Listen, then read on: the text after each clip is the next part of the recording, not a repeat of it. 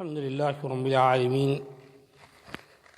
والصلاة والسلام على نبينا محمد صلی اللہ علیہ وسلم وعلى آلہ واصحابہ اجمعین ومن تبعهم بإحسان إلى يوم الدين. قال الله عز وجل: اعوذ باللہ السمیع العلیم من الشیطان الرجیم من همزه ونفخه ونفثه بسم الله الرحمن الرحیم. لينفق ذو سعة من سعته ومن قدر عليه رزقه فلينفق مما آتاه الله لا يكلف الله نفسا إلا ما آتاها سيجعل الله بعد عسر يسرا. کشادگی والے کو اپنی کشادگی سے خرچ کرنا چاہیے، اور جس پر اس کے رزق کی تنگی کی گئی ہو اسے چاہیے کہ جو کچھ اللہ نے اسے دے رکھا ہے اسی میں سے اپنی حسب حیثیت دے. کسی شخص کو اللہ تکلیف نہیں دیتا مگر اتنی ہی جتنی طاقت اسے دے رکھی ہے. اللہ تنگی کے بعد آسانی بھی کر دے گا. سورۃ الطلاق آیت نمبر 7.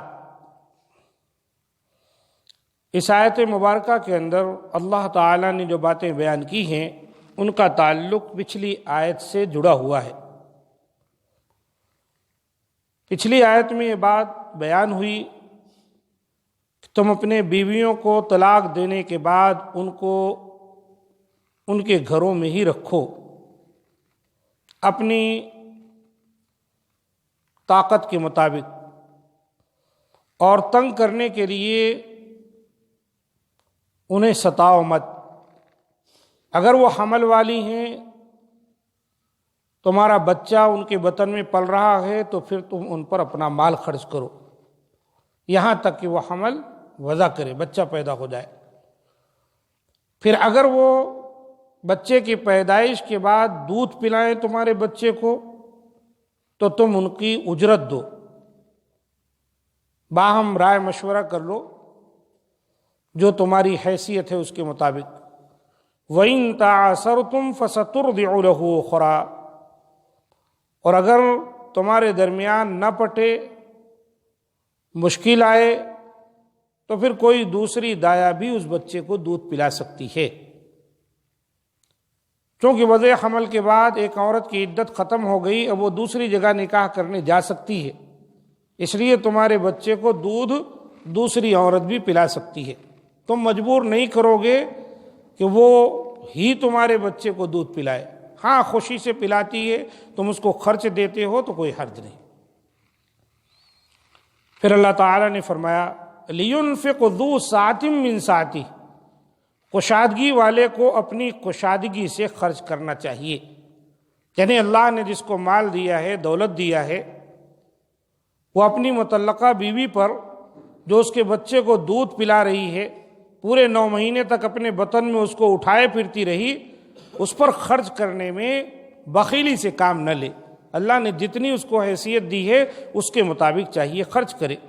یعنی دودھ پلانے والی عورت کو اجرت اپنی طاقت کے مطابق دی جائے. اگر اللہ نے مال و دولت میں فراخی عطا فرمائی ہے تو اسی فراخی کے ساتھ مرضعہ کی خدمت ضروری ہے. پھر اللہ تعالیٰ نے فرمایا: وَمَنْ قُدِرَ عَلَيْهِ رِزْقُهُ فَلْيُنْفِقْ مِمَّا آتَاهُ اللَّهُ. اور جس پر اس کے رزق کی تنگی کی گئی ہو اسے چاہیے کہ جو کچھ اللہ نے اسے دے رکھا ہے اسی میں سے اپنی حسب حیثیت دے. یعنی مالی لحاظ سے اگر وہ کمزور ہے تو جو کچھ اللہ نے دیا ہے وہ دے، اور بچے کی ماں کو بھی چاہیے جو دودھ پلا رہی ہے کہ بلا وجہ اپنے بچے کے والد کو تنگ نہ کرے کہ مجھے تو اتنا ملے گا جب ہی ہم بچے کو دودھ پلائیں گے، بلکہ اپنی حیثیت کے مطابق وہ تنگ دست ہے تو اس اعتبار سے جو کچھ دے رہا ہے قبول کر لے اور بچے کو دودھ پلائے. لا يكلف اللہ نفسا الا ما آتاها. اللہ تعالیٰ کسی شخص کو تکلیف نہیں دیتا مگر اتنی ہی جتنی طاقت اسے دے رکھی ہے۔ یہ بہت بڑی بات ہے۔ قرآن مجید میں کئی مقام پر اللہ تعالیٰ نے اس چیز کو بیان کیا ہے، کہ جیسے سورہ بقرہ میں اللہ نے کہا لا یکلف اللہ نفسا الا وسعها لہا ما کسبت وعلیہا ما اکتسبت۔ اللہ جتنی وسعت کسی نفس کو جان کو دیا ہے اتنا ہی مکلف کرتا ہے۔ اب نیک کام کر کے کوئی آدمی بھلائی چاہتا ہے، کوئی برائی کر کے اپنے لیے اپنا برا کر لیتا ہے، وہ اس کی اپنی کرتوت ہے کیا کرتا ہے، لیکن اللہ تو اتنا ہی مکلف کیا گیا جتنی اس کی طاقت۔ یہاں بھی اللہ نے وہی فرمایا کہ اللہ کسی کو طاقت سے زیادہ بوجھ نہیں ڈالتا، اس لیے وہ غریب اور کمزور کو یہ حکم نہیں دیتا کہ وہ دودھ پلانے والی کو زیادہ اجرت ہی دے۔ مطلب ان ہدایات کا یہ ہے کہ بچے کی ماں اور بچے کا باپ دونوں ایسا مناسب رویہ اختیار کریں کہ ایک دوسرے کو تکلیف نہ پہنچے اور بچے کو دودھ پلانے کا مسئلہ سنگین نہ ہو۔ جیسے دوسرے مقام پر فرمایا لا تضار والدۃ بولدہا ولا مولود لہ بولدہ، نہ ماں کو بچے کی وجہ سے تکلیف پہنچائی جائے اور نہ باپ کو۔ سورہ بقرہ کی آیت نمبر 233۔ پھر اللہ تعالیٰ نے اس بات کا بھی وعدہ کیا کہ سیجعل اللہ بعد عسر یسرا، اللہ تنگی کے بعد آسانی بھی کر دے گا۔ ممکن ہے آج روپے پیسے کی کمی ہے، آج مسائل ہیں، کوئی نہیں جانتا آنے والے دنوں میں اللہ تعالیٰ تمہارے مسائل کا حل کر دے، تمہاری تنگی کو اللہ تعالیٰ وسعت سے بدل دے، کیونکہ اللہ تعالیٰ ہر چیز پر قادر ہے۔ چنانچہ جو اللہ پر اعتماد و توکل کرتے ہیں اللہ تعالیٰ ان کو آسانی و کشادگی سے بھی نواز دیتا ہے۔ تو یہ میاں بیوی کا جو مسئلہ یہاں پر بیان کیا جا رہا ہے طلاق کے ضمن میں، یہاں بار بار اللہ تعالیٰ نے اپنے بندوں کو اس بات کی آس دلائی ہے اور انہیں امید دلائی ہے کہ تم اپنے فیملی کے میٹر کو کسی طرح سنبھالنے کی کوشش کرو، جو اس کے اندر کچھ بگاڑ ہے، کمی ہے، تو اللہ تعالیٰ اس کو درست فرما دے گا، تمہیں رزق دے گا۔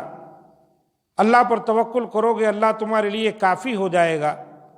جب تم متقی بن جاؤ گے تو اللہ تمہارے گناہ بخش دے گا، اللہ تمہارے درجات بلند کرے گا، اللہ تمہارے معاملات کا حل فرما دے گا۔ یہ ساری باتیں اللہ تعالیٰ نے بار بار اس لیے بیان کی ہیں کہ ایک بندے مومن اپنی عائلی زندگی کو حتی المقدور سنبھالنے کی اور برداشت کر کے لے کے چلنے کی کوشش کرے۔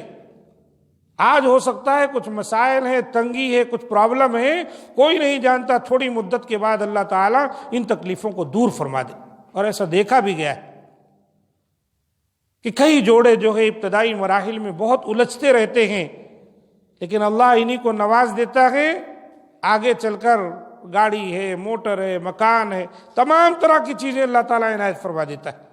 اس لیے اللہ پر بھروسہ کر کے ہم کو اپنی زندگی گزارنی چاہیے۔ ھذا ما عندی، سبحان ربک رب العزۃ عما یصفون، وسلام علی المرسلین، والحمد للہ رب العالمین۔